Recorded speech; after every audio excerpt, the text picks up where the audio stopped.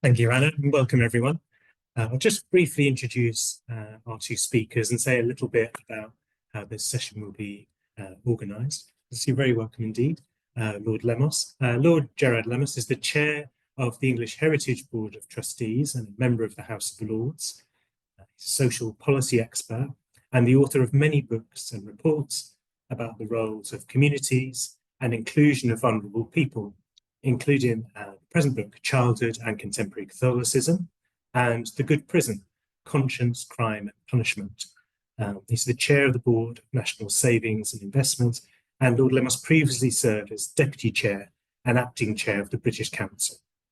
So you're very welcome indeed. So Gerard will begin our first part, and then we'll have a response from Chris Bierne. So you're very welcome too, Chris. Chris Bierne is a retired headmaster and CEO of a Catholic independent school in the Channel Islands, and is vice chairman of governors of St Mary's School in Ascot. And he's currently engaged in educational research with the Vatican's Academy for Life in Rome, and also with us here in the Margaret Beaufort Institute in Cambridge. He's worked with young people and Catholic education for over 40 years, and his current research, which links very neatly with Gerard's book, his publication, on the future of Catholic education and the provision of Catholic schools in fulfilling the mission of the Church in education, comes at a time of crisis or change for Catholic education, as we embark on the invitation of the Holy Father, Pope Francis, as we move at this very momentous day towards becoming a more synodal church. So thank you and welcome to both our speakers. So we'll begin first with Lord Lemos, who will speak about his book, Childhood and Contemporary Catholicism. Then we will hand over to Chris Bierne, who will reflect on some of the themes emerging from the book and also talk about his own research. And then we'll open the floor, both for those present and those of you online. And I'll say this again later on, but for those of you, you can also be thinking about questions or comments, you can write those in the chat and speak those at the end. So if you, for the time being though, if you're online, please remain muted. And then at the end of the two presentations, we'll have a chance then for discussion. So thank you very much indeed. And if we now welcome Lord Lemos.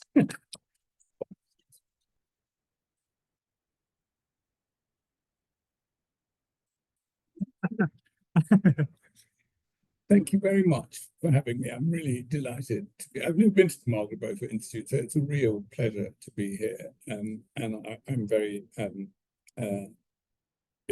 very honoured to be here. I'm very privileged to be here. So what I propose to do for about 20 minutes or so is to set out briefly what I cover in my book. It won't be a substitute for actually reading it on childhood and contemporary Catholicism. And I should talk first about some of the social trends, not so much the religious trends, but the social trends affecting children and young people beyond the church. And then I'll focus on some of the challenges facing the Catholic Church, and they're very well documented, including, of course, the centrality of the abuse crisis. And then I want to tell you what I found out from my conversations about the spiritual lives of Catholic children and young people in many different countries. I'll suggest some positive signs for how the Church is working with children and young people, and what are some of the positive directions that are emerging. And then finally, I'll leave you with some parting provocations about the world from the perspective of children and young people, or at least as they told me. So let me go down one, if I can. Can I go down one? No. Use the arrow. Let's do that one. Double scroll. Okay. So I began this work during lockdown in 2020, and that meant it was possible to interview people online who were working with children and young people in many different countries around the world on 4 continents. As you can see from that list on the slide, I couldn't cover the whole Catholic world, but I did gather a range of international perspectives, and that was very important to me because I thought you'd get a very strange view of the world if you didn't look at it internationally, since the Catholic Church is such an international institution and an international religion. And then once lockdown was over, I travelled very widely and spoke to literally hundreds of children, both Catholic and non-Catholic, about their spiritual lives and their concerns and their anxieties and their hopes and their dreams. And I'll tell you a bit more about that in a minute. But first of all, I'll say a bit about children and some of the trends facing children and family life. I should say I'm not a theologian or indeed an expert on the Catholic religion, but I was brought up as a Catholic, and I continue to practice the faith in a slightly delinquent kind of way. But I am a sociologist, and I do know something about social trends affecting children and young people, and as well as families and communities, and that's been my sort of central professional interest for decades now. I suppose the sort of biggest and longest term trend is that families are getting smaller and smaller and smaller. Children increasingly grow up not in large families with siblings and cousins, but attended by friends and carers, many of whom are strangers and with whom they only associate for a short time.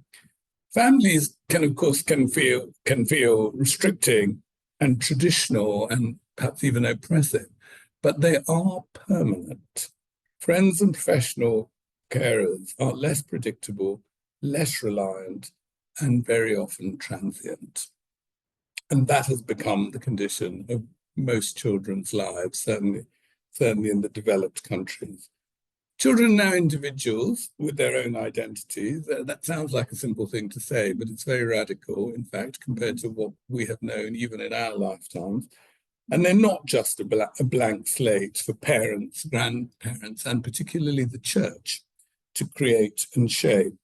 Children have choices, and they know they have choices, and they make up their own minds, including about religion. But they are influenced very strongly. Sometimes they don't even realize they're being influenced by their society, by the community they grow up in, and the traditions with which that community is associated. Children have become very skeptical that they should accept what adults say and do without question, and not, in my view, before time. Parents are busier than ever, but nonetheless, and it's true all over the world. This is not just about the professional classes in the developed world. Everywhere, parents are much busier, but more at the same time, more is expected of mothers, fathers, and grandparents. The social expectations of parenting are higher than they have ever been. And we're seeing an epidemic of anxiety, and I use the word epidemic with care, of anxiety and mental health problems among young people. And this is an epidemic essentially of loneliness. That's what's at the heart of it. Young people feel they're alone and that there is no one that they can trust, even if there are lots of people around. Social media and the pressures it creates is also an enormous source of concern, as we all know. And we've become aware, not a moment too soon, of the traumas that affect young people, from alienation, bullying, and of course, most importantly, abuse. And it's in the nature of trauma, of course, that it doesn't necessarily surface at the time and can only surface much later. But we also know young people are resilient and face these challenges with what we as Catholics would call God's grace and providence. And the most difficult trauma that children can face is the unexpected mortality of those around them, and even their own mortality. Children experience death in the family and in their community far less often than they used to, making it even more traumatic when they do encounter it as a great surprise.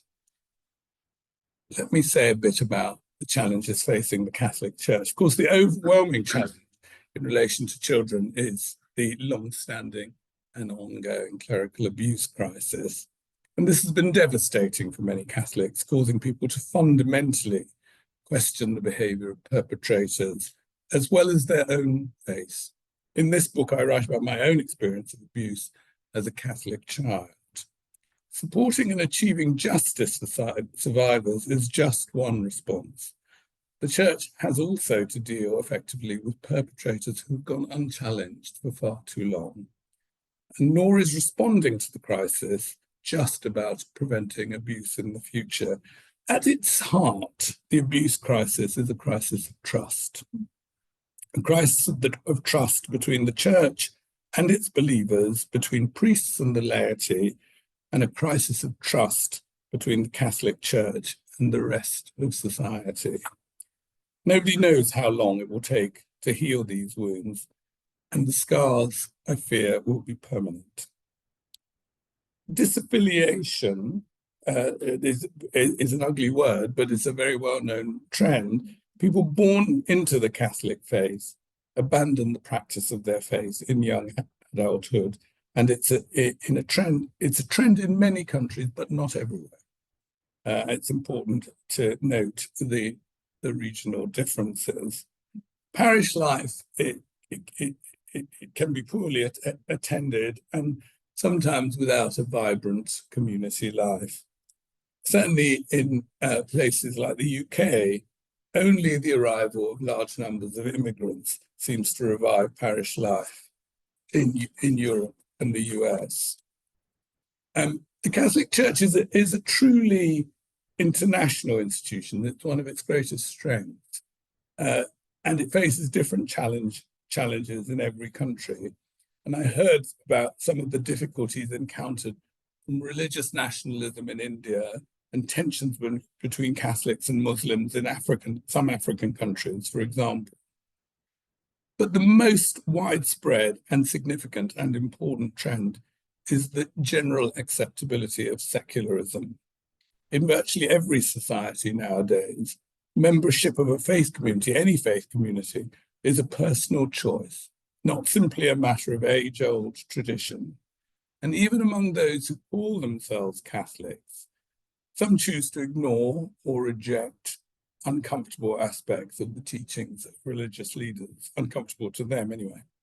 Though there are some very high-profile exceptions, most societies are now secular in the sense that I'm describing, and religion has become a personal choice and not a rule.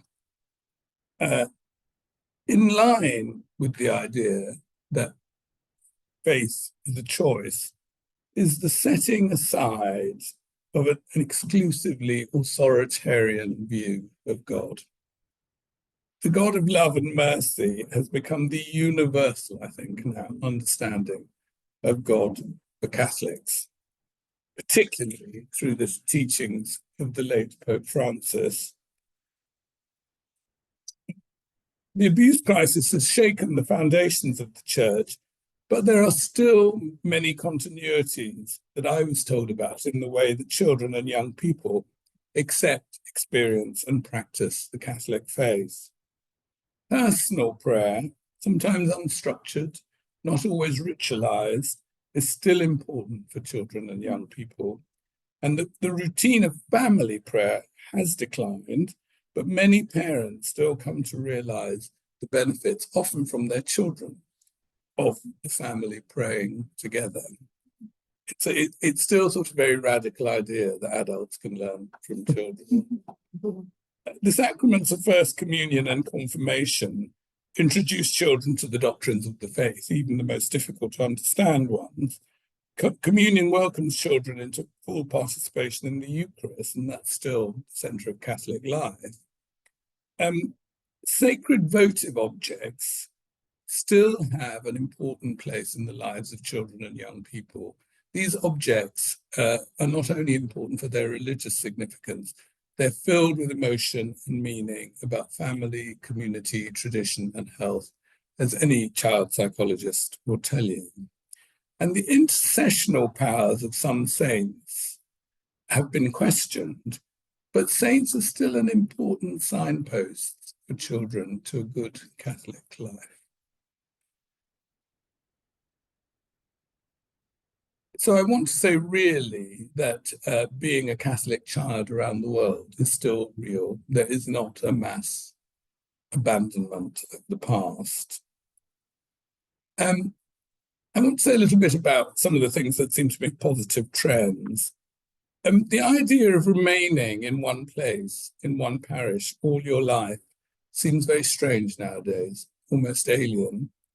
Life has become a journey, and it's talked about as metaphorical as well as a literal journey, moving between physical places, but also a journey of experience and learning, of questioning and accepting new ideas. And for Catholics, of course, a journey towards God. The importance of movement and journeys as a central metaphor of our social life means that certain aspects of faith, not just Catholic faith, are growing in their importance and influence. And of course, what I have in mind is pilgrimages. Pilgrimages have a special power because they encompass them in the modern world, because they encompass the mobility of the modern world. And that becomes a sense of a journey towards God. Pilgrimages like the Camino in Santiago de Compostela have an ever-growing fascination for young people. Lourdes, too, with its emphasis on healing and recovery, is still a powerful influence on children and their families, as it was in my family when I was growing up. Art and music have moved comprehensively over the centuries out of the church and into the secular world. There is a huge opportunity to reconnect children and young people to core aspects of the faith, as well as, and this is really important, to life's most profound experiences through a guided encounter with religious art and music. In the book, I write about paintings by Raphael and Piero della Francesca and Giotto and the music of Bach.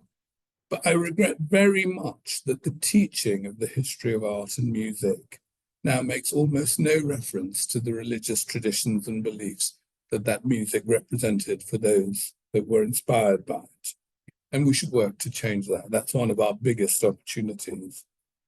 Monastic vocations may not be increasing, but the experience of the beauty and power of a reflective as well as a socially engaged monastic life is a part of more and more young people's lives, and it's not hard to understand why.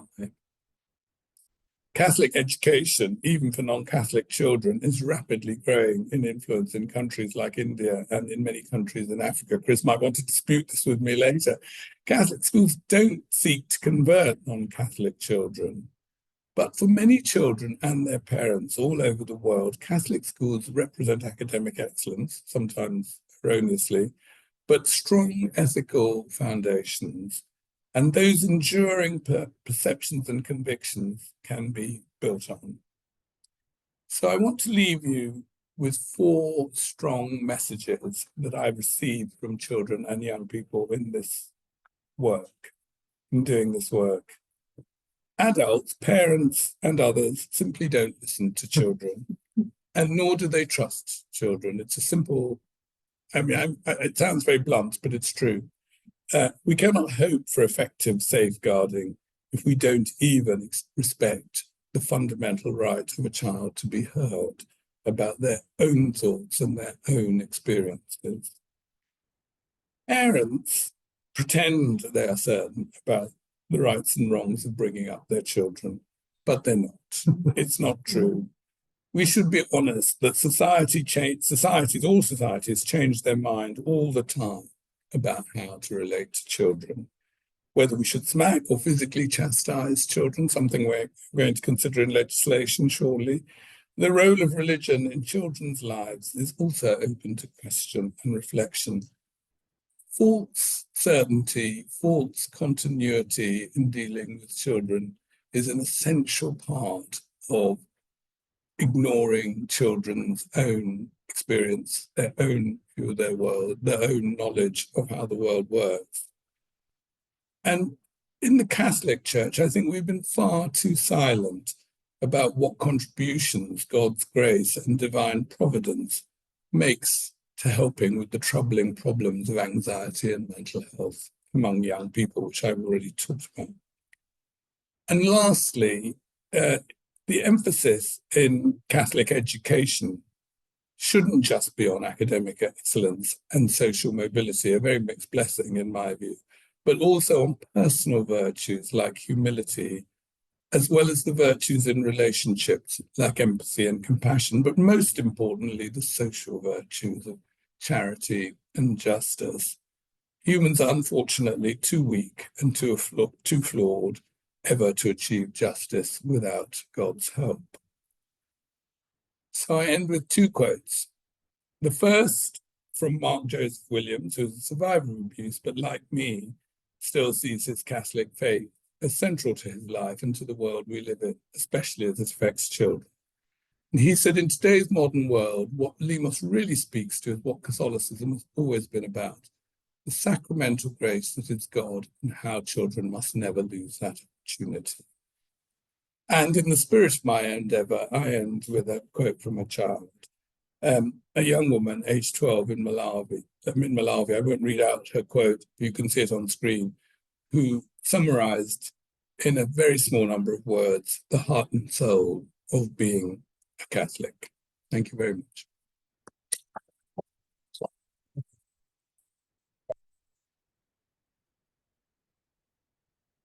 So,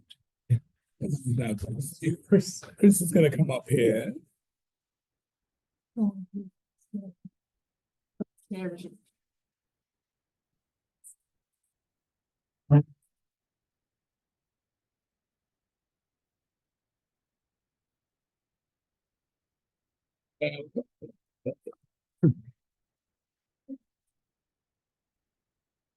good evening, everybody. It's wonderful to be here, Gerald. We have to pause just for a second because I suspect most of you are switched off, because somewhere in the middle of the Piazza San Pietro, white smoke has been bellowing. So perhaps we could just a little prayer for our new pontiff. Just pause and give thanks to God for the election of our new Pope. We don't know who he is yet, but very soon we'll learn his name. So Heavenly Father, through the power of your Holy Spirit, you renew the life of faith of the Church. You've chosen this man to become amongst us, to share your love, and to open our hearts to a renewed mission for your Church. Deo gratias. Thanks be to God. Well, good evening. I thoroughly enjoyed that. It's not the first time I've heard this presentation, because quite clearly when you're invited to come and give an after-dinner speech, when somebody such as Lord Lemos is presenting, you do your homework. Not only have I read his tome more than once, which is absolutely fascinating, so I've listened to him giving lectures in various places around the world. The last one I think that I enjoyed, very similar to this evening, thank God, was at the Angelicum in Rome last November. I've been blown away by the whole thing, not just tonight, but by reading the book, because this is a call to arms to all of us involved in Catholic education and in the future of Catholic education. Come to a small island, 9 miles by 5, in the seas between England and France, called Jersey. And I've been involved in education, in particular Catholic education, almost 40 years. One of the challenges for me is the extraordinary evidence of human creativity that we see in schools and with young people around the world. The range of it within an ever-changing social trends. And perhaps the realization that technical and intellectual skills into the future are probably not going to be enough to save us from ourselves. Faith and belief has an important part to play. I have an interest in education. Actually, what I find is everybody has an interest in education. I find it very interesting if you're at a dinner party and you say you work in, actually you don't very often get invited to dinner parties if you work in education, but if you work in education and you are asked, you never ask back again, curiously. That's strange for me, but if you ask what you do and you reply you work in education, you can see people's faces drain, literally drain. But if you ask about their education, they pin you to the wall, because it's one of the things that goes deep within people. Am I right? Mm-hmm. I have a big interest in education, and I think we all do. We have a huge vested interest in it, partly because it's education that's meant to take us into this future, which we can't grasp yet. I put a photograph up for you of a young girl. It's to remind me, rather than you, to keep myself focused on the purpose of these few words, the importance of young people and what we're involved in this game for. If you're fed up listening to me, look into the eyes of this young girl and begin to dream what her life might look like. A child through baptism, open with a huge creativity and opportunity through the grace of God to change and transform the world in the future out of the person she may become. We can never lose sight of the importance of what we're involved in, human people, in particular in education, children. And I want to pick up a few themes Gerald has mentioned this evening. First of all, if you think about it, when you think about this young girl starting school this year, children starting school this year will be retiring in 2075. Nobody's a clue, despite all the experts, what the world might look like in 5 years' time. Yet we're meant to be educating them for it. So the unpredictability is extraordinary here. My contention is this, that creativity, and especially creativity that enables a sacramental imagination to flourish, is as important now in Catholic education as literacy or numeracy. And we should treat it with the same status. Something Gerald was saying just a moment ago in relation to arts and music. That's the talk over now. That's all I need to say. But G.K. Chesterton, as I'm always being told by Dr. Paul Rowan, a former colleague and friend, whose book, The Scrappy Evangelists, reminds us that Chesterton invited his readers to look at a world in a new way, to see divine splendor that lies concealed in the stuff of ordinary life.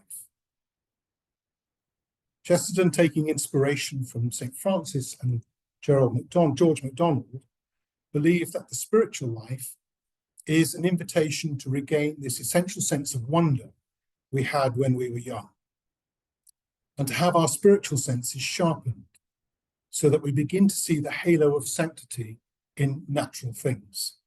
The whole philosophy of St. Francis, he reflected, revolved around the idea of the new supernatural light on natural things, which for him meant the ultimate recovery, not the ultimate refusal of natural things. The Victorian novelist and theologian George MacDonald, whom Chesterton aptly dubbed the St. Francis of Aberdeen, captured the essence of the sacramental imagination when he taught that spiritual maturity involves recapturing a sense of wonder we used to have as children. To cease to wonder, MacDonald wrote, is to fall plumb down from the childlike to the commonplace. He said this was the most undivine of all moods intellectual. Our nature can never be at home among things that are not wonderful to us. Looking at this young girl, I heard a story told some time ago by Ken Robinson, and I love telling it. It's about a little girl who was in a drawing lesson. She was 6, and she was sitting at the back drawing away. And the teacher said, this little girl hardly ever paid attention, but in the drawing lesson she did. And the teacher was fascinated, and she went over and said to her, so what are you drawing? And the little girl said, drawing a picture of God. And the teacher said, but nobody knows what gods look like. And the girl said, well, they will in a minute. When Henry, my son, was 4 in Jersey, in fact, he was 4 everywhere, but he was in the nativity play. Do you remember the story? Henry got the part of Joseph, which we were thrilled about because we considered this to be one of the lead parts. We had the place crammed full of agents, you know, Joseph, Joseph. He didn't have to speak, but you know the bit where the 3 kings come in. They come in bearing gifts of gold, frankincense, and myrrh. And this happened as we were sitting there. I think they just got the order mixed up, because we spoke to the little boy afterwards, and he said, oh, did I get that wrong? Anyway, 3 boys come in with tea towels on their heads. And they put their boxes down, and the first boy says, I bring you gold. And the second boy says, I bring you myrrh. And the third boy said, Frank sent this. What these things have in common is that children will take a chance. If they don't know, they'll give it a go. Am I right? They're not frightened of being wrong. Now, I don't mean to say that being wrong is the same thing as being creative. But what we do know is that if you're not prepared to be wrong, you'll never come up with anything original if you're not prepared to be wrong. And by the time they get to be adults, most children have lost that capacity. They become frightened of being wrong. And we're now running national education systems where mistakes are the worst things you can make. And the result is that we're educating people out of their creativity capacities. Picasso said this, didn't he? He said, all children are born artists. The problem is to remain an artist as we grow up. And I believe passionately, we don't grow into creativity. We grow out of it. Or rather, we're educated out of it. And so why is this? If you explore education throughout the world, I'm sure Gerard has done this as well, and know that every system, and he mentioned this earlier, has a similar hierarchy of subjects. You have mathematics and languages, then the humanities, and at the bottom are the arts. And pretty much in every system, there's a hierarchy within the arts. Art and music are normally given a higher status in schools than dance and drama. There's not an education system on the planet that teaches dance to every child in the way that we teach them mathematics. Why? Why not? I think this is rather important. I think that maths is very important, but so is dance. Children dance all the time, don't they? We all do. We all have bodies. Did I miss a meeting? No. Our education system is predicated on the idea of academic ability. And there's a reason for this. There was no public education systems before the 19th century. All these came into being to meet the needs of industrialism. So the hierarchy is rooted in two ideas. Number one, that the most useful subjects for work are at the top. So you were most likely stirred benignly away at school when you were young from doing things that you liked, on the grounds that you'd never get a job doing that. Is that right? Don't do music. You're not going to be a musician. Don't do art. You're not going to be an artist. Now profoundly mistaken. And thank goodness there is a revolution beginning to take place in education around this notion. The second is the academic ability, which has really come to dominate our view of intelligence in education, because universities, with the greatest respect to this wonderful institution, designed it in their own image. If you think about it, the whole system of public education around the world can be seen as a protracted system of university entrance. And the consequence is this: many highly talented, brilliant, creative people think they're not. Because everything they were good at school was not valued or was stigmatized. And I think we can't afford to go on this way. In the next 30 years, UNESCO suggests that more people worldwide will be graduating through education since the beginning of history. 40 years ago, in the 1970s, my parents chose to send me to a Catholic boarding school in the west of Ireland. Faced with heading into a brave new world, I arrived at St. Mel's College in Longford, my father's old school, with a case in hand and a very English accent. My parents, wishing to ensure that I had the experience of a good Catholic education, had explored with me the options of Ampleforth and Downside, or St. Mel's. And we had arrived at the choice of St. Mel's after a visit to the school and a meeting with Father Jimmy Faulkner, the college president, and an old friend of my father's. The college was staffed by very committed diocesan priests and many lay staff. My formation amongst this family was very blessed, and I'm sure laid the foundations and helped form the conditions for choices I later made in my life. Key to my formation was growing up in what felt a safe environment. There were never any signs or even rumours of the risk of abuse. Rather, there was a sharing of very positive and formative relationships and later friendships with the priests who lived in the college with us. I was very lucky. Our days would begin at 7 a.m. with Mass in the chapel, followed by breakfasts and our daily lessons. We'd no formal religious education, but rather civics lessons, which sought to apply Catholic social teaching of the day to life experiences and world matters, whilst also studying key documents such as Humana Vitae, or the Irish Bishop's version of it, for schools. At 8 p.m. each evening, we'd gather again in the chapel for Rosary, and after a period of late study, back to the chapel again for night prayer at 9:30. Every Sunday evening, we'd gather in the chapel for an hour for adoration of the Blessed Sacrament and benediction. I can still recall the first time I walked into the chapel to see those candles alight on the altar around the monstrance, with the Blessed Sacrament at the centre, and how I'd been caught by feelings of awe and wonder, excited and enthralled and captivated within a deep sense of peace and joy. What James Fowler would call perhaps the mythic literal phase of my faith formation, or Rudolf Otto, theologically, a sense of the luminous. Each year, there would be opportunities for retreats to places like Clonmacnoise, or Knock, or Croagh Patrick, or Loch Derg. As sixth formers, they didn't let us off island, so I didn't get elsewhere. But annually, the Bishop of the diocese would visit the school, celebrate Mass for us, and at least 2 occasions I can recall being called into his office and lined up and formally interviewed by him about any interest I might have in the Catholic priesthood. That was a former Cardinal Cathal Daly of the north of Ireland. Here, our daily encounters and formation in faith was caught and not taught.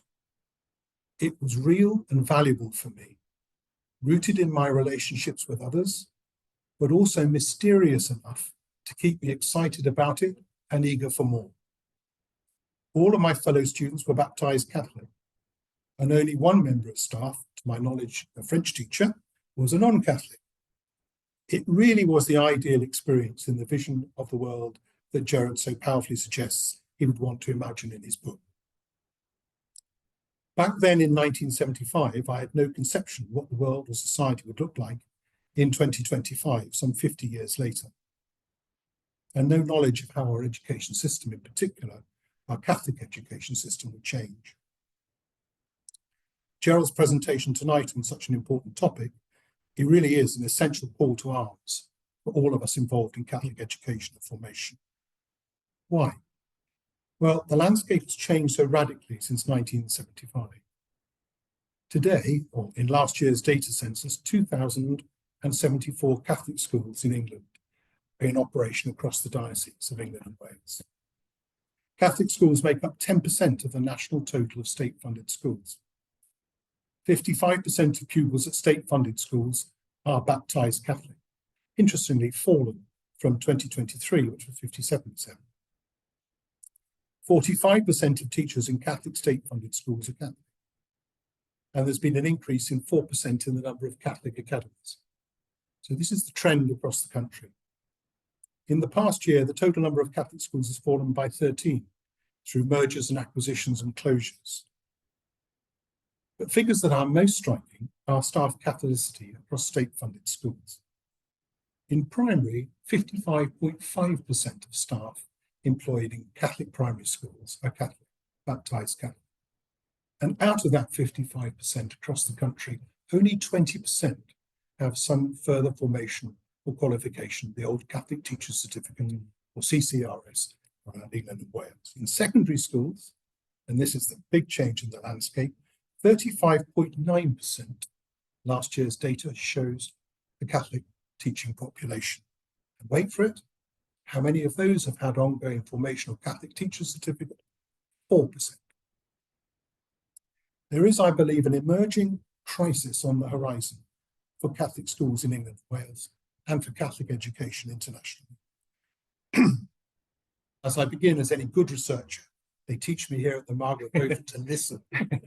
And so listening carefully as any good researcher, I sense the real struggle of those living and working at the chalk face to have the ability to honestly discern the challenges facing the church in education, partially because they feel ill-equipped theologically and ecclesially to recognize this, and partially because both they and their schools don't have the capability to respond amidst the pressures of daily school life and the culture and social challenges facing our schools in this country and around the world today.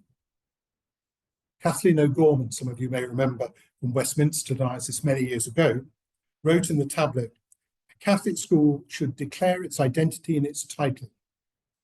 It follows that if this identity cannot be properly distinguished, then a Catholic school has no justification for its existence as such. It cannot be a school first and Catholic second. The two concepts have to be wholly interrelated. If this is not attempted, the school should close. The implications of this are profound and often unrealized." There's some wonderful work being undertaken at the moment by the team at our Catholic Education Service. The new National Inspection Framework, the new Religious Education Directory, and in particular, the very helpful Directory for Liturgy and Prayer, worked on so brilliantly by my old friend, Father Peter McGrail. All these tools are helpful, but they will not be enough on their own to stem the tide that's upon us. Don't get me wrong. I'm not suggesting here we close Catholic schools, although I am hearing that. But what I am beginning to see is a call to prophetically use these institutions in a new way to serve the mission of the Church into the future. Another old friend from the Catholic Independent Schools Conference, our former General Secretary, Raymond Friel, now leading Caritas for us, has recently interviewed a number of Catholic educators for his new book, shortly to be published by Redemptorist Publications, around the title God's Vision, God's Story, Mission and Values of Catholic Education in the 21st Century, where he himself is gripped more and more by the vision of the prophetic nature of Catholic school for the future. Work that's been underway in Rome, I've been privileged to be part of, within a number of Vatican think tanks, in particular the Pontifical Academy for Life, overseen by the charismatic Archbishop Vincenzo Paglia, has seen academics from across the globe come together 2 or 3 times a year to consider and advise the Holy See on various topics. Much of the Academy's work is rooted in Catholic anthropology, and I'll just give a plug because if you want me to plug this amazing book, What is Man, from the Pontifical Biblical Commission, A Journey Through Biblical Anthropology. If you want to understand what's the backlog to much of the theological thinking that's going on across the dicasteries in Rome, have a read of the foreword by Cardinal Fernandez, unless he's Pope Fernandez, we don't know, but find out in the book, just in case this goes out later. So what's been happening there across these academies, much of the work's rooted in Catholic anthropology. And it's been brought to life by great academics such as Carter Sneed, the University of Notre Dame, USA, where influencing dicasteries thinking and actions, particularly theological thinking, asking such questions: what does it mean to be human? What constitutes human flourishing? And as a result of this, what do we owe to each other? 3 very simple questions, but questions that are beginning to turn the thinking and practice upside down. Anthropological questions which give us a new focus and mission, along with the rich material from the Synod on Synodality, to individual dicasteries in helping the new work on behalf of the Holy See. Within culture and education particularly, there's a new conversation taking place about the future of education and young generations, which coheres very much with Gerard's text. People there recognise that talking about the future is important. There's a new pact to know the past and to understand the present without giving in to resignation or resistance to change. Big different approach in dicasteries in Rome, or what were the congregations. There's an emerging feeling that a joint commitment's now needed to inspire young people to think creatively about their future and to give them hope, and that perhaps Catholic education and Catholic schools have a new but distinctive and prophetic role to play in this charge, and potentially during this new pontificate. There's a quote used by Benjamin Franklin, and I mention it now as I begin to just sum up my few comments. in Catholic education as well as around the world, there are three sorts of people. Those who are immovable, people who don't get it, they don't want to get it, or they don't want to do anything about it if they do get it. And there are people who are movable, people who see the need for change and are prepared to listen to it. There are people, and then there are people who move, people who make things happen. And if we can encourage more people like Gerard, who makes things happen, that will be a movement. And if that movement is strong enough and led by the Holy Spirit, in the best sense of the word, it becomes a revolution. And that's what we need in Catholic education. My final words come back to childhood and contemporary Catholicism. The world I want to imagine is one in which Catholic children grow up in families and communities with a reassuring immersion in the faith in practice. Young people should conduct a robust inquiry into Catholic doctrine and teaching, to seek out the resonances and the dissonances with their own emerging worldview. Does being a Catholic answer some of the most important questions of their place in the contemporary world, including, for example, human responsibilities for nature, the environment, biodiversity? They should all take seriously the viewpoints of others, perhaps particularly those with profound and serious objections to the Catholic religion. Or maybe they object to all religions in principle. Also, open-minded young people who want to compare their own faith and the tradition in which they grow up with other faiths and traditions, and ethical and moral perspectives. Not a bad line for the new Pope. My conviction is that this way of growing up as a Catholic, with the help of divine grace and providence, words we don't hear enough of, divine grace and providence, can mean children and young people are better prepared for the fulfillment of a good life. To bring this to life, this young girl you're seeing on the screen at the age of 4 is my daughter Catherine, way back 20 years ago. And Catherine now, to prove Gerard is right, we have the next slide. Catherine now is a graduate from Keble, Oxford, Master's Engineering, out working in the workplace, having a fantastic time, but somebody who is committed to her faith.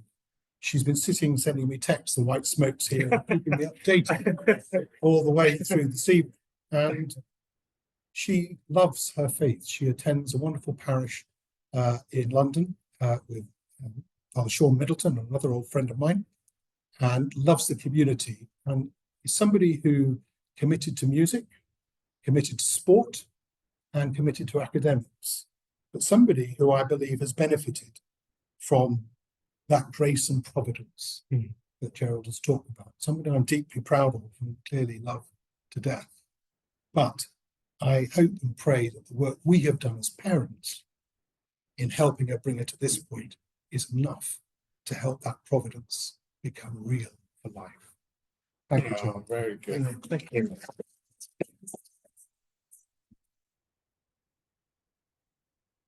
Thank you very much, both very much indeed. If we just have a 5-minute break, 5-minute break at this point, just to get a cup of tea or a glass of water. And so if we just mute ourselves for 5 minutes, and then we'll come back and continue the discussion, allow you all to respond, and also give more details on how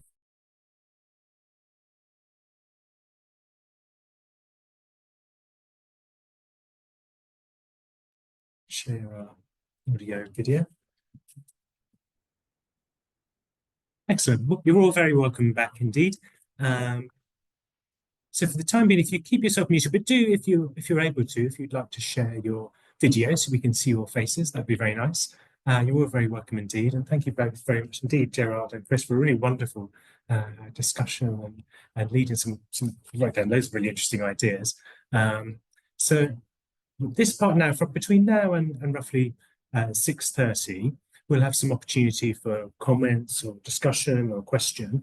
So you're very welcome to either raise your hand, your real hands, or your electronic hands, or to write something in the chat, and we'll also have discussion from some of our people in the room. So we'll just give you a moment. So do, as I said, either raise your hand or write something in the chat. And we might begin with a question from someone in the room and then we might alternate between them. So I don't know, Hannah, whether you had an initial question to get us going or something that struck you really from the discussion. Really many things, but I was looking at the 4 points that you mentioned at the very end. There is a unique combination of points because it's sort of spirituality and ethics with your emphasis on virtue and mental health and loneliness.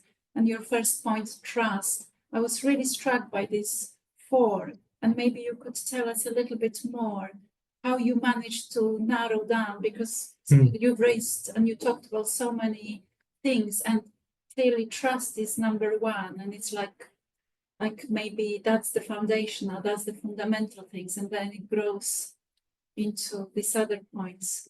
Yes, I mean, I suppose I've not framed my research work over the years in that way, but trust is a theme that occurs in almost all my work, not just in this work. You know, I mean, I did a lot of work on communities with Michael Young many years ago, and that was another feature. How do you engender trust in communities? You know, so that's always been a sort of preoccupation of mine, but slightly, you know, I didn't look for it; it sort of looked for me. You know, in the way that should happen with good research. You should find out things that you didn't know or hadn't thought about before. But you know, I would say as I went through all this research, I sort of became more militant about, and I've even become more militant since it was published, because once it, you know, the problem with books is that once they're published, you can't change them. You know, that I really now feel, you know, however long it is, 6 months or a year or whatever it is since I put my pen down, that if you don't accept that children should grow up in some kind of religious or spiritual tradition, if you say, no, I don't accept that, I think it's all misleading and, you know, it's dishonest, I don't know, whatever your objections are, it's then incumbent on that person to explain what is their methodology for thinking about virtue.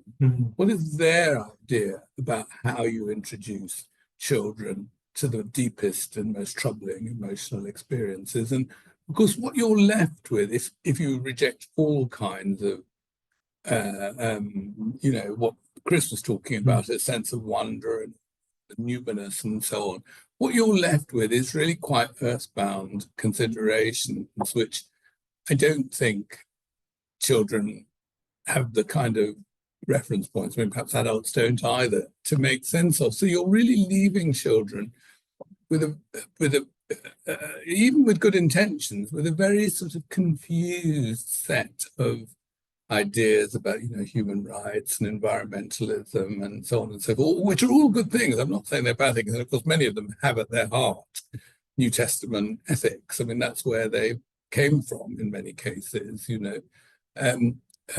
But you're leaving them in a world which excludes the irrational, the mysterious, the miraculous, and so on, as a possible explanation for their experience, or a possible insight into their experience. And I think that is a real problem for children. And I think that's part of how we've got ourselves into this situation, because we tell children it's good to, you know, get what Chris was talking about, get an education, to get a good job, and you know, so on and so forth, and be a good citizen, and etc., etc. But we don't say why any of that should really matter, you know. And of course, children have to work that out for themselves. But if we don't admit the idea, what you were saying, Chris, about wonder and awe, and I describe as mystery and perhaps even magic, you know. I mean, when I was writing this, I sent it, well, when it was sort of nearly finished, I sent it to my friend, the philosopher John Gray, who's a great friend of mine, to read. And he said, you know, but he said more or less what you just said, Chris. He said, but you really believe children are born with faith? and adults take it away from them, don't you? Mm-hmm. And I sort of thought, well, actually, that would be pretty bold, I think. I didn't really feel I could, but I think that is what I think. And I think that's actually an act of faith on my part. As well, I don't think I could really justify it from my research and so on. So I think, we express it in sort of ignorance and lack of adult experience and whatever, but I think all the things that I would go further even than Chris did in saying, what we do often educates out of children.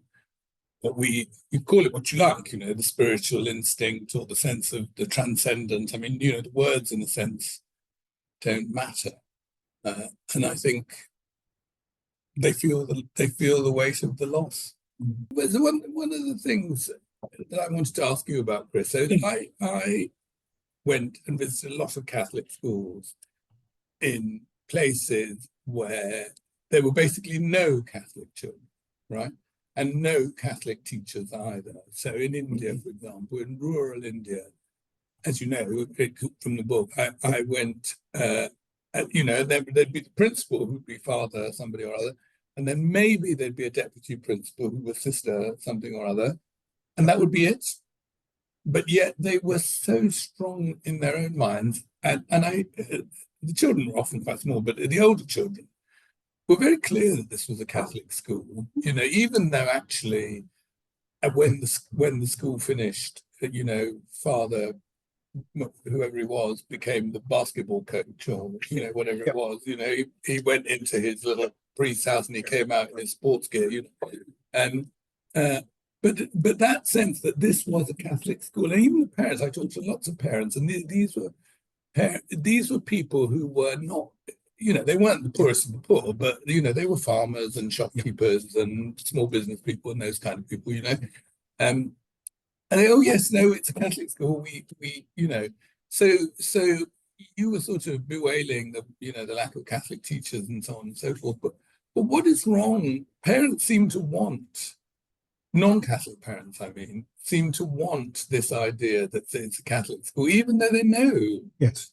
It's something about ethos, isn't it? Well, for 30 years, I was paid to promote Catholic education, so probably gamekeeper turned poacher here slightly.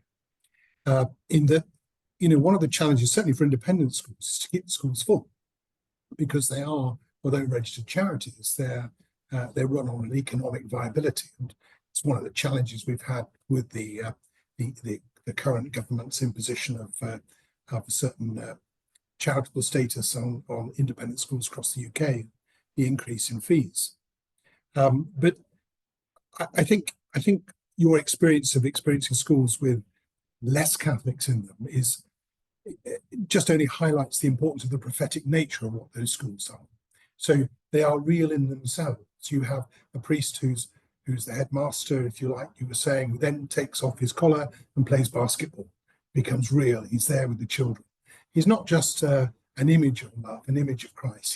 He's a real practical sign of being there with those young people. And that's the experience I had as a young man in a school which was run by priests.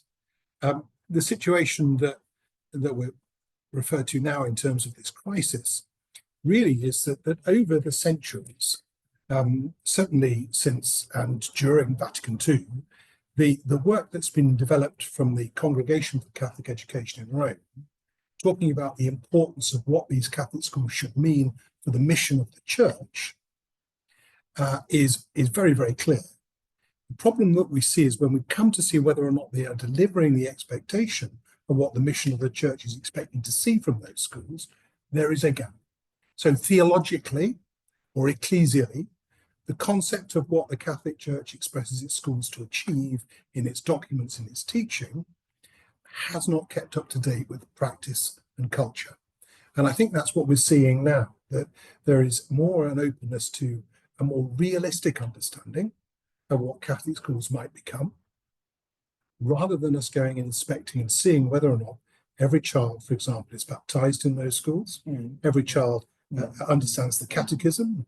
Certainly 40, 50 years ago in Ireland, the parish priest would go into a primary school and test the children on their catechism. Who made you? God made you. You know, all these sorts of things, which are not part of the experience, or indeed the lingua franca today in Catholic schools. Partly because a lot of people in those Catholic school communities are not compliant with or not competent with the lingua that we use. I mean, we're just changing the notion of school assemblies to opportunities for liturgy of the word and for prayer. Sue could tell us much more about this. She's been working on this stuff with young children in schools. But you know, a lot of people aren't familiar with what they're trying and achieve. And sometimes the closer you get to Catholicity in schools, the further away the engagement for young people becomes. So I'm not at all surprised that the experience in those schools where there weren't many Catholics was one of great welcome and warmth, a great belonging, because they were forming a community. This koinonia, this communion amongst them, was as a result of what they're experiencing and growing up. It was a good, positive experience.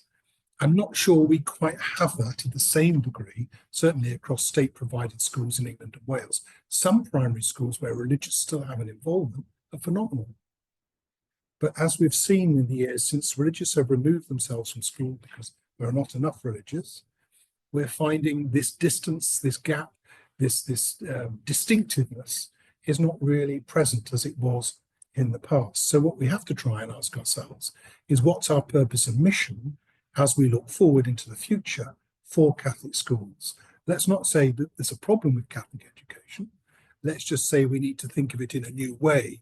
We need to engage it in a new way, in a new evangelization, in a new mission, in a new adventure of hope, in order to be able to achieve some of the things, perhaps, that you've hinted at in the book. So it's a time for this. It's a problem that the way in which Catholic education has been traditionally narrated or understood or figured is to do with educating Catholics. You know what I mean? And I meet really quite senior Catholics, not just in this country, but in other countries too, who really think the purpose of Catholic education is Catholic children. They know, for the economic and business reasons that you've just given, they have to deal with other kinds of children. But what they really want to do is faith formation for Catholic children. They don't have a sense of mission and evangelization and all that kind of stuff. They just think, I'm here to teach the children the practice of the faith. You know, is that really the problem, that their heart and soul is not really in children who are not Catholics? You mean in terms of the parents or in terms of the schools? The teachers. The teachers. No, I don't think so. I don't think the teachers in our schools are not. I mean, they give tremendously across the piece. Don't get me wrong. If we didn't have the teachers working in our Catholic schools, there's no point in having a Catholic education system.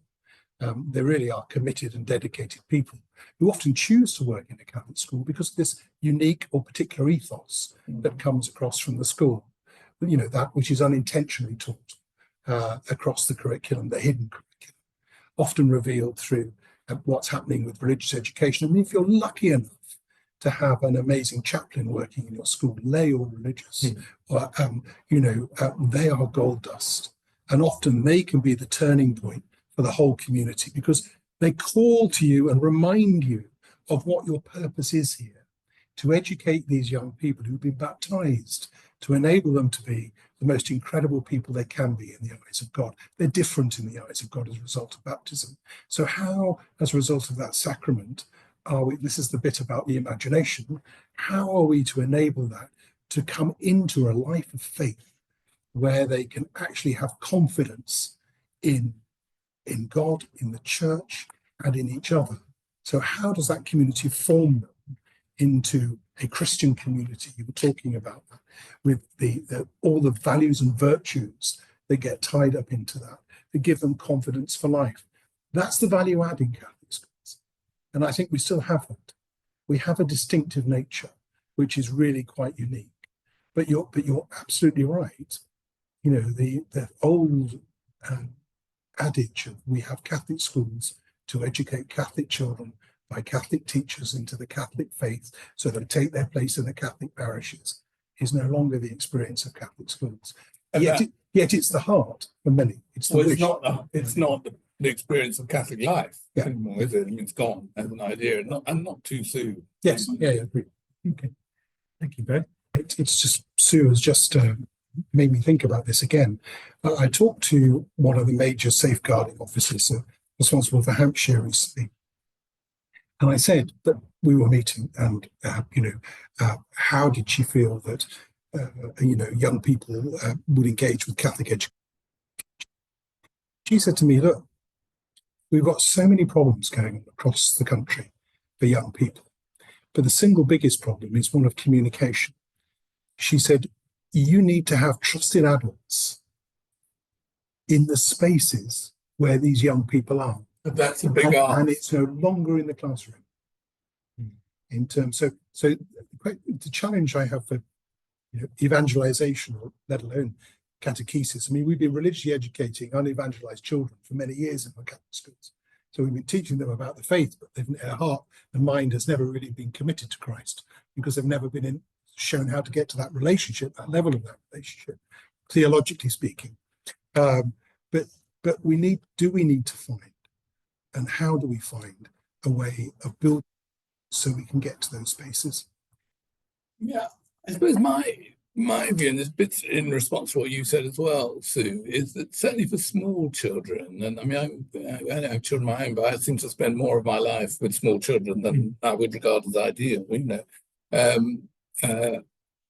it is much of, I mean, all religions rely as much on practice as they do on belief or doctrine, right? And much of what we're talking about with small, I'm talking about the under sevens really, is really just practice, and a lot of it's imitation. It's not based on any kind of dogma and belief. And the teachers and the priests can think what they like, but basically what's going on, it is some sort of notion on the child's part of acceptance by imitation, and that's kind of fine. And I know in my own childhood, which was probably fairly old-fashioned in this way, we used to say the rosary every night. There were 5 of us, there were 3 children, and I was the youngest.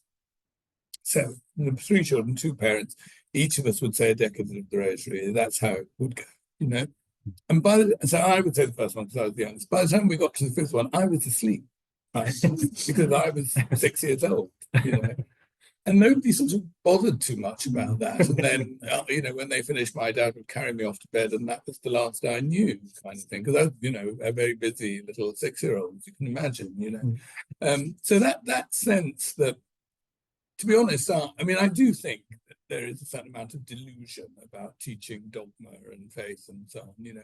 I think a lot of what we're teaching is ritual and practice, and I kind of am fine about that. Actually, I don't think it's really important, especially with small children, but even with older children, to say, no, we've got to explain what all this means.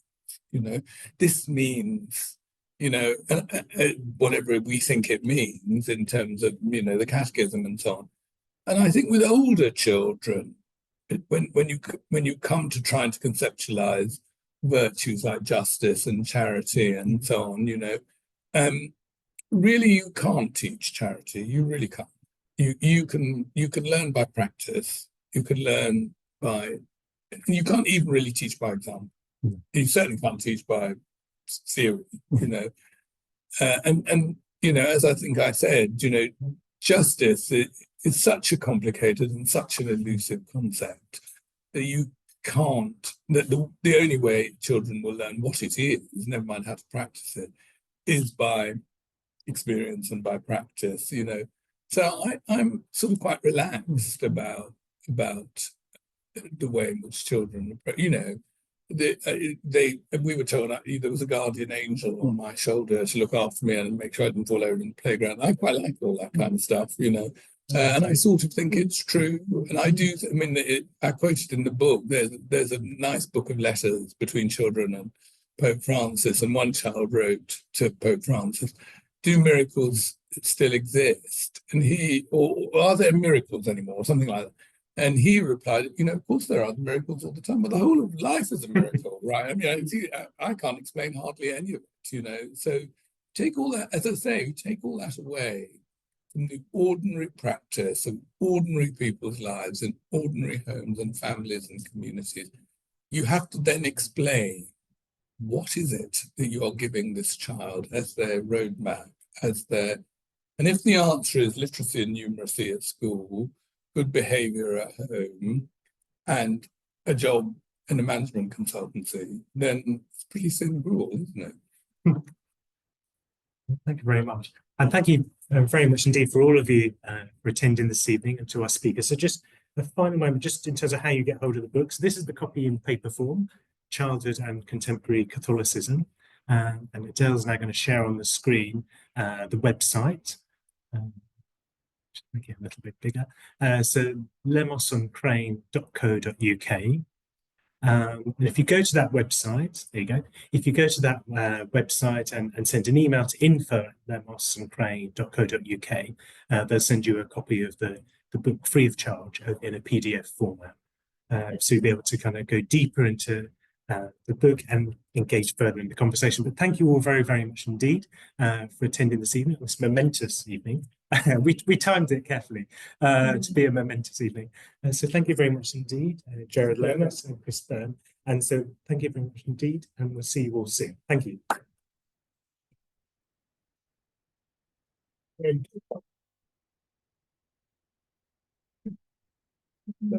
Yeah, that's fantastic. Thank you very much. That's amazing. The free discussion and discussion between